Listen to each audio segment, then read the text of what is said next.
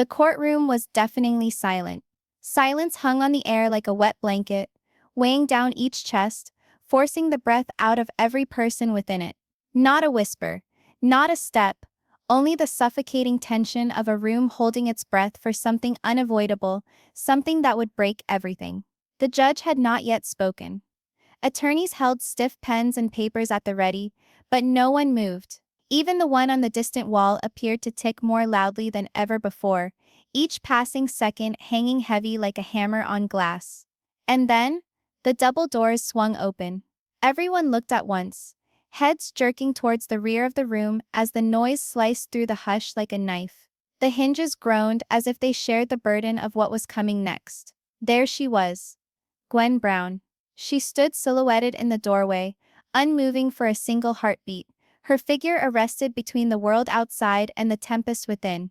The hall's lights spilled behind her, illuminating her in a radiance that made her appear almost supernatural, as if a figure emerging from darkness into reality. Her chest heaved rapidly, but her chin was up, her shoulders straight. She walked forward with her head held high, but if one looked closer, they would see the tremble in her hands, the quiver in her jaw, the storm raging just beneath her calm exterior. For all these years, Gwen had lived in the shadow of her dad's decisions, years of silence, years of heartbreak masked under painted-on smiles, years of acts of pretending that favoritism sliced like a knife, that rejection didn't drain the soul.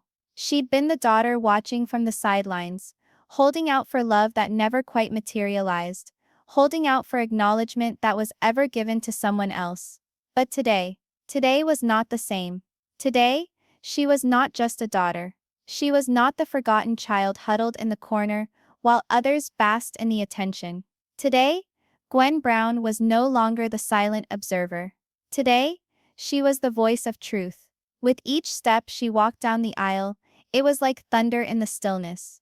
Members of the gallery leaned forward in their chairs, as if unable to look away. Others held their hands together. Others glanced at one another, but nobody dared to speak. Even the slightest rustling of their clothes felt too loud, as if the room itself was holding its breath for her. Her gaze stayed straight ahead, refusing to even glance to the left or right. She would not be swayed by the piercing gazes, the curiosity, the judgment. But even with her determination, her heart was racing so hard she felt as though it could shatter through her chest. Her palms were damp, her mouth parched. She could sense each muscle in her body tightening, struggling to turn around and flee. But she did not run. She could not. Not any longer. The judge, a grizzled older man with worn eyes that had witnessed decades of shattered families and acrimonious wars, nodded gravely in her direction, toward the witness stand.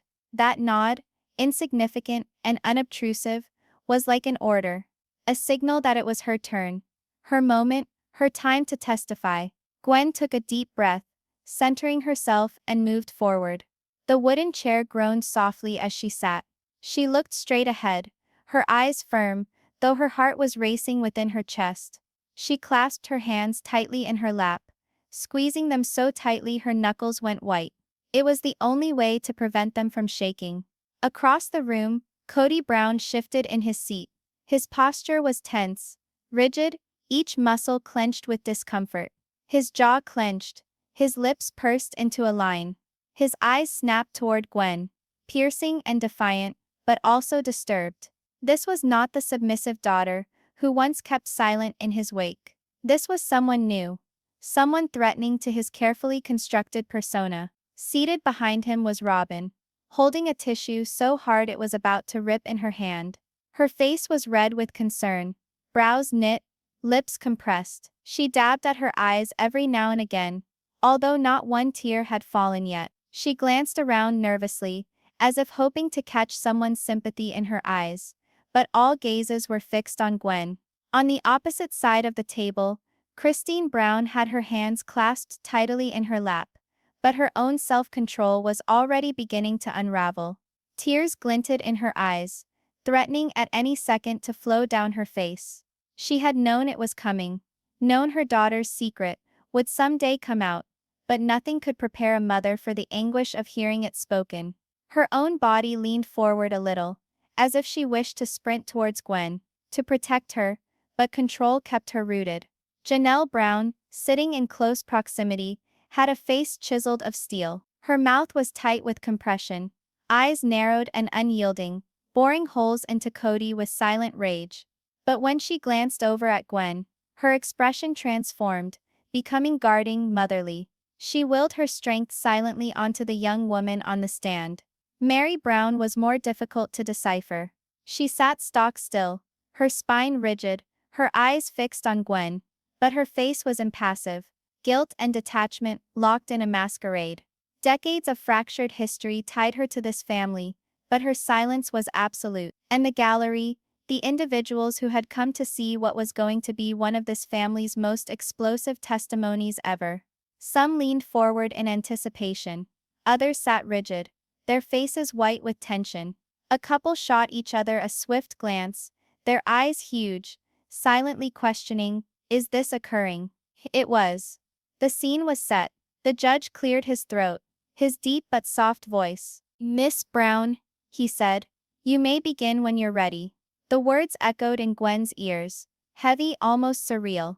She nodded faintly, her throat constricting as though invisible hands wrapped around it. For a brief second, she closed her eyes.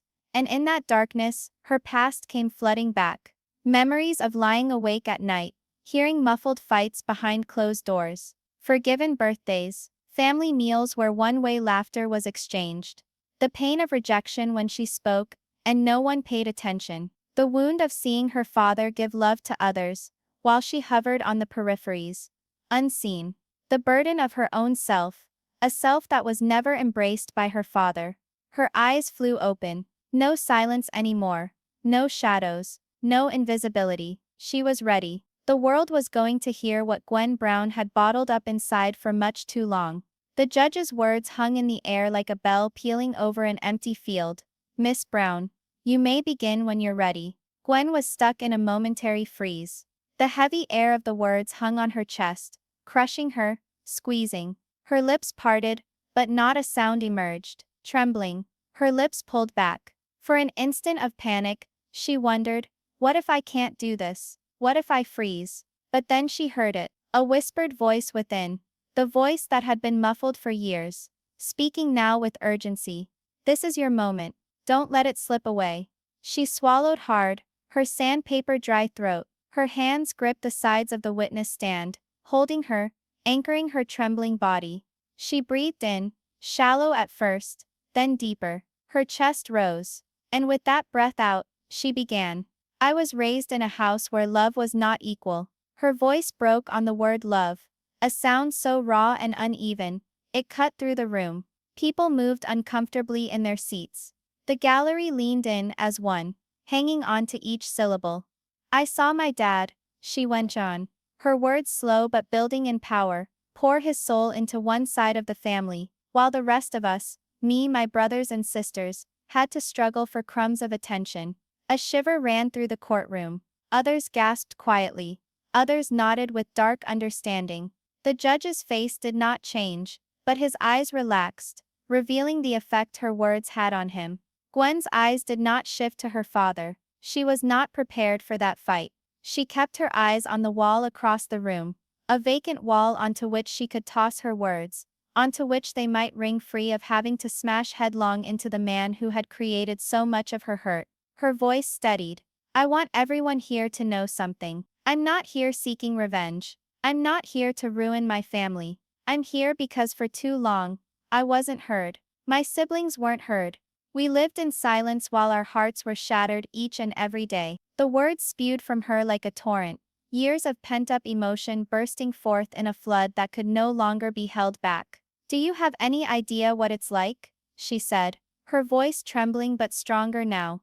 To be invisible in your own family. To eat at a dinner table and find that no one even cares if you're talking. To cry yourself asleep because the person who's supposed to keep you safe, love you, can't even see you. Her words echoed against the wood-paneled walls, bouncing back with a sharpness that made even the most detached listener shift in discomfort. Christine's tears spilled freely now, a mother's heart breaking all over again. Janelle's lips pressed tight, her jaw flexing with restrained fury. Meri's face remained still, but her eyes flickered, betraying a storm inside. Kody, however, jerked brusquely in his chair. His arms folded, his forehead creased, his lips twisting into a thin sneer. He leaned over his attorney, muttering something foul under his breath, his pride visibly ruffled. But the fury in his eyes betrayed him. This was not the scenario he had in mind. Robyn dabbed at her eyes once more, allowing a tear to stream down, her tissue quivering in her hand. She sniffled softly, seeking pity, but no one's eyes met hers. And Gwen? She finally glanced around at her father. You broke us, Dad. The words sliced through like steel. You broke this family. And you broke me. The air thickened, so heavy it felt as if the walls would burst under the pressure. Gwen's breathing became more rapid, her voice shaking again, as tears threatened to spill in her eyes. I wasted years wondering what was the matter with me. Why wasn't I good enough? Why wasn't I lovable enough? I thought if I only tried harder, if I kept quieter, if I smiled a little more, if I hid who I was, you might finally notice me. You might finally love me. The recollections of those evenings, sobbing into her pillow, raked at her as she spoke. Her shoulders shuddered. She bit her lip in an attempt to stifle the sob she could hardly contain. And what does that type of silence do to someone? She asked, her voice cracking now. Makes you feel worthless. Makes you feel as if you don't exist. As if the world might be better off without you. Gasps coursed through the gallery. Christine slapped a hand to her mouth. Janelle blinked furiously, her own tears overflowing. Even the judge's posture changed, the seriousness of her words sinking deep. But Gwen had more. I want you to understand, she declared, her tone growing hard, that your refusal hurt me, yes, but it also defined me. It etched marks upon my heart that will last my lifetime. And you can blame Christine, you can blame Janelle, you can blame whoever you wish. But the fact is, it was you. You had a choice, and you chose not me. The last part fell with the crash of a thunderclap. Kody's jaws clenched, his nostrils quivering. He shook his head, cursing under his breath, his own pride struggling hard to protect him from the reality unraveling before everyone's eyes. Gwen's voice trembled, but with each statement, her strength increased. I stand here today, in this courtroom, because I refuse to continue carrying the silence you imposed upon me. I refuse to fake it anymore. I am not broken because of you. I am not worthless. I am not invisible. I am standing here because I survived you. The resulting silence was one that could be heard. Christine wept openly. Now, she couldn't keep it inside. Janelle closed her eyes and muttered something to herself that sounded like yes, yes. Meri looked down at her hands, her silence a confession in itself. The judge leaned back slowly,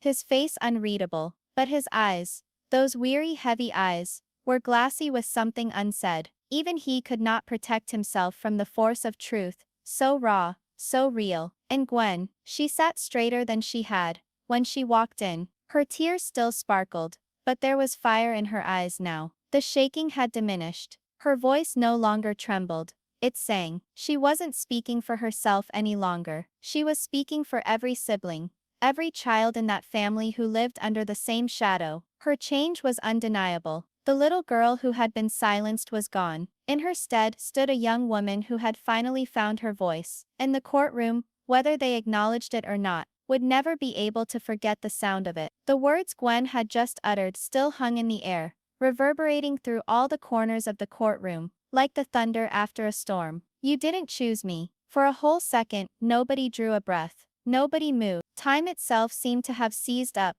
holding all of them suspended in the sheer nakedness of what had just been revealed. And then glacially, the responses started spreading through the room. Kody Brown moved first. His jaw worked spasmodically, the muscle jerking when he gritted his teeth, his arms folded tightly across his chest, a bulwark of pride and defensiveness. He leaned over his lawyer, whispering in a harsh, urgent voice. His voice was low enough to be inaudible, but his body language creaked out a protest that trumped words. He was raging. His face went beet red, his nostrils flaring wide, his eyes snapping like daggers at Gwen. For years Kody had demanded obedience from his family with the power of his voice, with the power of his beliefs. He was accustomed to being the one in charge, the one whose story dominated the household. But now in this courtroom, the script had been turned over. His own daughter had taken that control away and turned truth against him. And nothing hurt Kody Brown more than losing control. Next to him,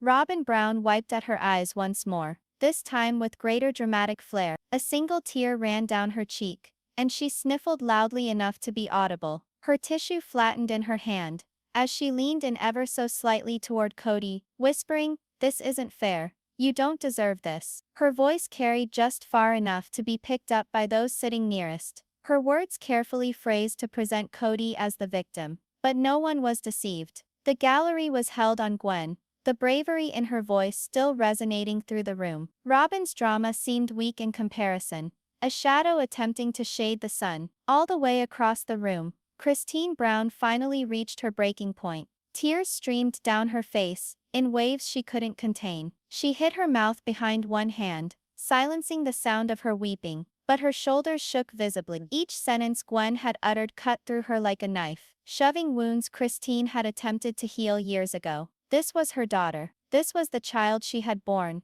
raised, loved with a fierce passion. And yet here stood Gwen, describing the wounds inflicted by a father who had abandoned her. Kody's maternal instincts howled at her to rush forward, to hug Gwen close, to hide her from the unforgiving glare. But she couldn't. Not now, not here. The courtroom called for restraint, and so she sat, tears streaming down, her heart silently pleading Gwen's forgiveness, her inability to shield her from the pain that had forged her. Next to her, Janelle Brown resembled a tempest bottled inside human flesh. Her lips were set so firmly, they were almost colorless. Her jaw labored furiously, grinding her teeth as if biting back words she wished to bellow. Her hands clutched the bench, till the knuckles went white. Her gaze never strayed from Kody. They were piercing, unflinching, searing into him, with anger only a mother could contain. The anger of seeing her children and children's brothers and sisters suffer at the hands of someone who should love them.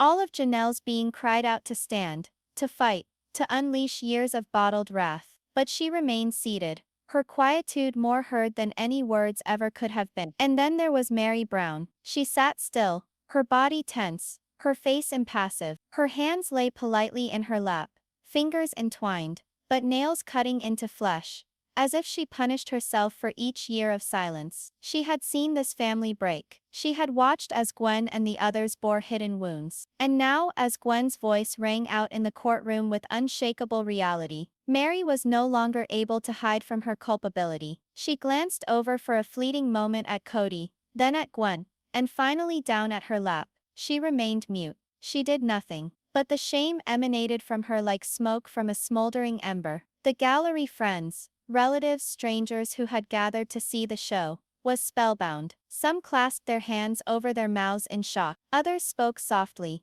their eyes wide, their heads shaking at the horror of what was happening. Even those who had arrived, anticipating drama, had not prepared themselves for the nakedness of Gwen's words. The way her pain seemed to seep into the very atmosphere of the court. The judge, well trained in impartiality, shifted uncomfortably in his chair, his gavel at his side. His hand drifted toward it, as if tempted to silence the storm brewing between the members of the Brown family.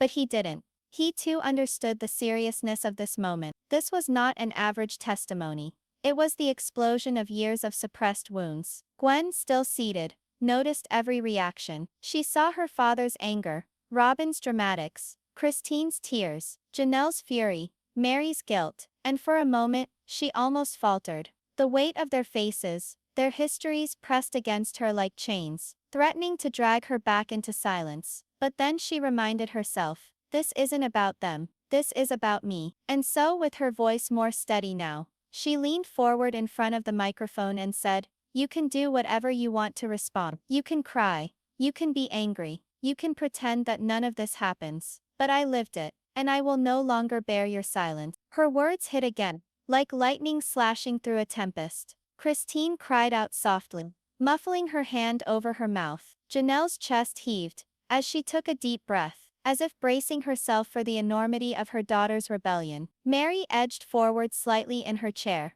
her face going white. Robyn huddled in closer to Kody, her tissue shaking. And Kody, his face hardened, his lips curled into a bitter smile, the kind of smile that carried more venom than kindness. He shook his head slowly, then mouthed words only Gwen could see. "You're wrong." But Gwen didn't flinch. She met his gaze head-on, her eyes blazing and mouthed back, "No, I'm not." That silent confrontation was more powerful than any yelled words could have been. The audience softly gasped, feeling the unseen battle being waged before their very eyes. A daughter and father, in combat about truth versus denial, love versus pride. The judge cleared his throat, striving to shatter the unbearable tension, but even his voice couldn't cut the tempest that had engulfed the room. In that instant it became apparent, Gwen's testimony was not mere words.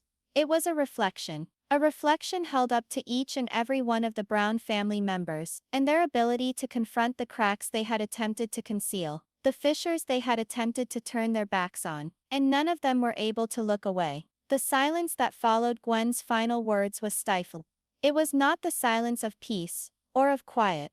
It was the silence of a torn open wound in the face of the public, the silence of unspoken things that no one dared to say aloud. Gwen sat, her body shaking, her chest expanded and collapsed, in short, jerky gasps. Her hands grasped the wood of the stand so hard that her nails bit into the smooth wood and left grooves behind. She wanted to remain strong. She wanted to keep it together. But the dam within her, the one she had constructed over years to keep in her pain, was breaking apart. Her words broke in mid-sentence. "I just wanted you to see me." Her throat constricted. The words stuck. Her eyes watered up, until the room around her floated in blurry lines. She blinked wildly, trying to clear them, but it was useless. The tide was coming in, irrepressible now. "I just wanted you to love me, for who I am." She wept, the sound ripping from her, like something shattering from chains. "Not for who you wanted me to be." The first sob escaped her lips, soft but sharp,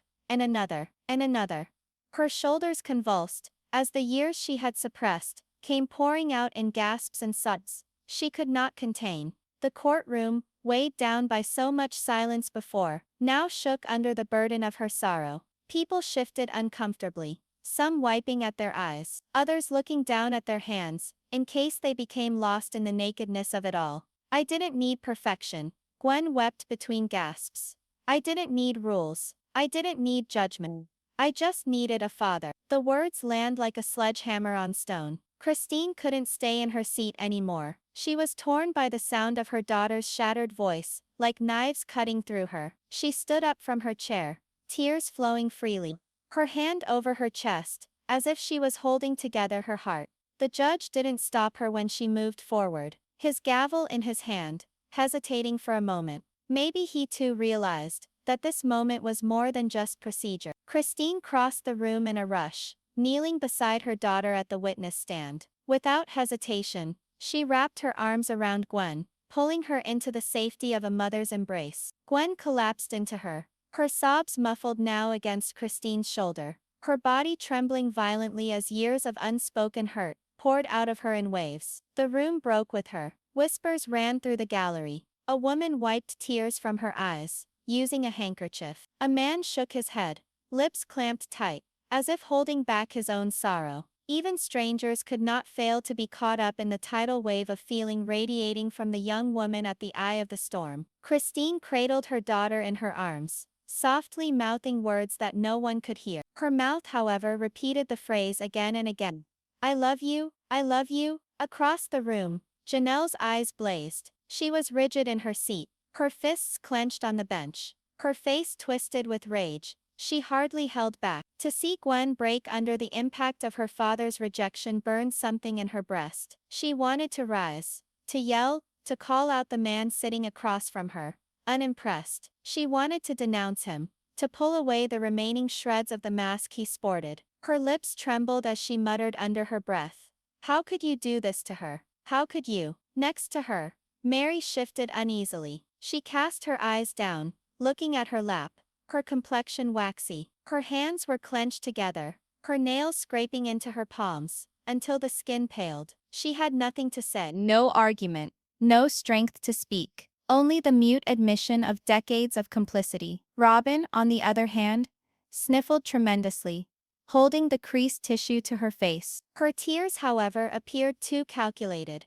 too orchestrated. She wiped her eyes after each couple of sobs from Gwen. as if attempting to harmonize with the rhythm of the room's sorrow. She moved closer to Kody, her mouth moving at a rapid pace, uttering words of reassurance, words of apology. But her voice was drowned out by Gwen's weeping. And then Kody. He sat unmoving at first, his muscles tense, his jaw clenched, his arms crossed like armor. His eyes flashed back and forth, his pride wrangling angrily with the truth unfolding before him. For an instant it seemed as though he would run, would bellow her down, would reassert the control he so desperately wanted. But he didn't. Because for the first time, his assurance failed. The sobbing of his daughter was not something he had been prepared for. It wasn't rebellion. It wasn't defiance. It was heartbreak.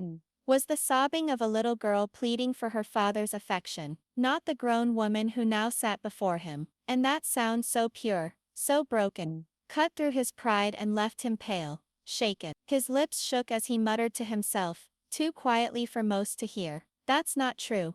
That's not true. But his words meant nothing. No one was paying attention. The courtroom was no longer on his side. It was with Gwen. As Christine cradled her daughter, rocking her slowly, the judge at last leaned forward. His expression was gentler now, his voice lower, holding not the tone of a forbidding authority figure, but that of a man who had witnessed too much human misery in his courtroom. Take your time, Miss Brown, he said softly. Take as much time as you need. The permission, so easy as it was, shattered the last bonds around Gwen's heart. She hugged her mother more tightly, weeping more bitterly now, her body shaking as if decades of grief were finally scratching their way out. Nobody stirred, nobody spoke up.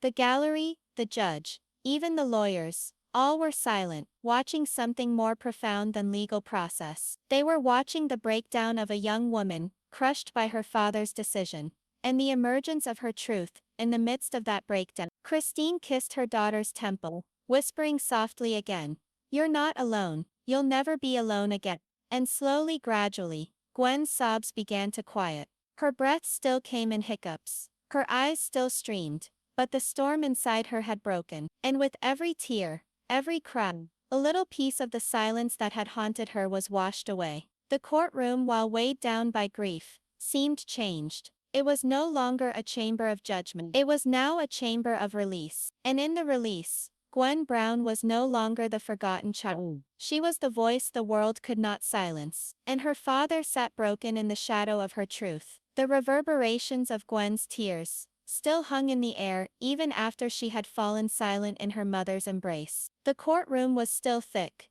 each spirit within bound to the gravity of what they had just beheld. No one would risk moving too loudly. No one would risk disturbing the tenuous atmosphere of loss that hung over the room. At the bench, the judge breathed slowly, taking off his glasses and placing them on the gleaming wood in front of him. His eyes, worn through decades of seeing families disintegrate under the shadow of the gavel, shone with a sheen that betrayed the cost of what he had just heard. "This court," he started, his voice firm but softer than before, "is not only a location for laws and statutes, it is a location for truth. And today we have not only heard testimony, we have heard a cry of the human spirit." He looked at Gwen, who remained hugged tightly in Christine's arms, her face red, her eyes puffy. Christine smoothed her hair, holding her close as if defying the world to try again to hurt her daughter. "Let me be clear," went on the judge, leaning forward a little. "This is not merely a case of legal duties,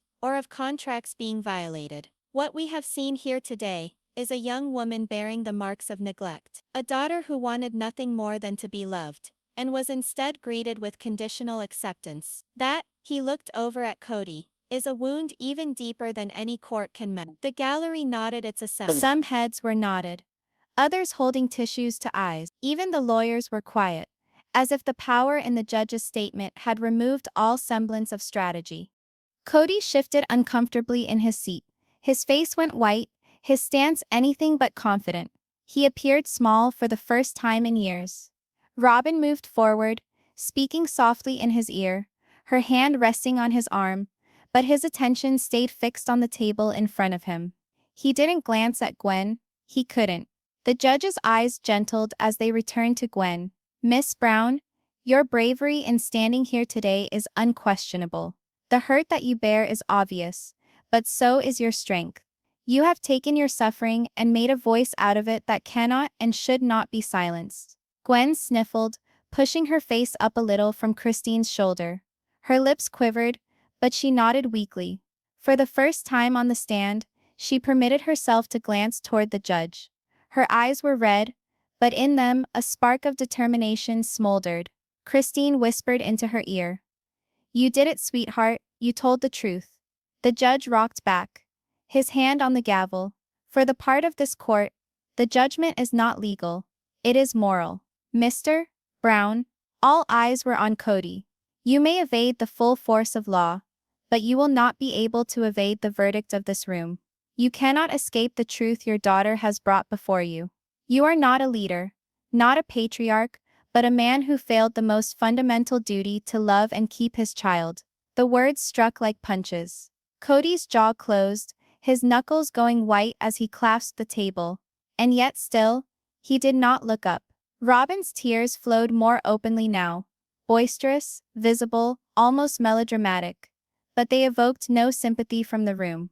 The contrast between her manufactured emotion and Gwen's naked sorrow was too stark, too apparent. The gavel hit softly, not as an instruction, but as a last note of closure. This court is adjourned. The wood crack echoed, final and serious. But the real judgment was already scripted in the silence that ensued. As the judge left, the room came to life. The reporters wrote in earnest. The gallery hummed with murmurs. But amidst it all was Gwen, who clung to her mother like a rope to a rock. Janelle was the first to act. She stood, her chair scraping loudly over the floor, her gaze fixed like fire on Kody. She moved across the aisle slowly, her heels clicking deliberately, and came to a stop just inches from him. You heard her, she said, her voice low, glinting as glass. You heard what you did to her. Kody at last raised his head, his eyes streaming, his mouth open in a wordless defense. But no words issued forth. You shattered her, Janelle went on, her shaking hands clasped together in pent-up anger. And you'll spend the rest of your life with that. That's your sentence. Anything this court might do to you will never get close. Kody swallowed hard, his Adam's apple bobbing. But his silence was louder than any excuse he might have made. Christine stood then, still clutching Gwen's hand. She turned to Kody, her face chiseled from stone.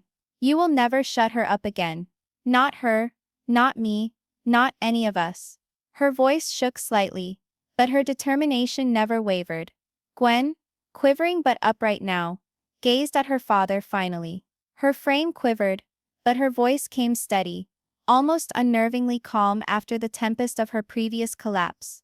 I begged for you, she whispered. All those years I begged. But I'm not begging anymore. The whole room stilled. Gwen's voice, grateful, shattered, but firm, rang out louder than the gavel had. I don't require your permission. I don't require your love. I have found people who love me for myself. And from now on, she wiped her face, her hands still shaking. I'm going to love myself enough for both of us. Tears came back into Christine's eyes. Janelle's mouth fell open, her hand going up to her face as if she had just seen something miraculous. Meri even looked up, shocked by the force in Gwen's words. Robyn, though, hardened. Her mouth went tight, her eyes pinching slightly as if this change in power, the fall of Kody's authority, was something she could sense bearing down. Kody's mouth trembled. He wanted to battle. He wanted to take back the territory. But there was no territory anymore. His kingdom, constructed of fear and domination, had fallen apart in one afternoon at the sound of his daughter's honesty. And in that instant, Gwen Brown, this previously quiet, invisible child, stood higher than him. The gallery started to disperse. Christine put an arm around Gwen's shoulders and steered her toward the door. Janelle fell in beside her on the other side, her own presence protective and proud. The three women moved as a unit, united by love, by truth, by defiance of the man they left behind. Kody sat there, his head down, hand lifeless against the tabletop. Robyn hummed urgently alongside him, but he said nothing. He was empty, as if the reverberations of Gwen's words still bounced within him, each one a splinter he could not shake. Meri trailed behind, her gaze on Kody with a resemblance of pity, though not so great that it would close the gap between them. After an eternity, she turned and went after the others, leaving him to sink in the silence he had made. And so, finally, the verdict wasn't paper, or the fall of a gavel. The verdict was the voice of Gwen. The verdict was the anger of a protector, the love of a mother, the truth of a daughter who would no longer be invisible. The verdict was the shattering of chains. And as the courtroom doors shut behind Gwen, the world outside waited, not to silence her, but to listen.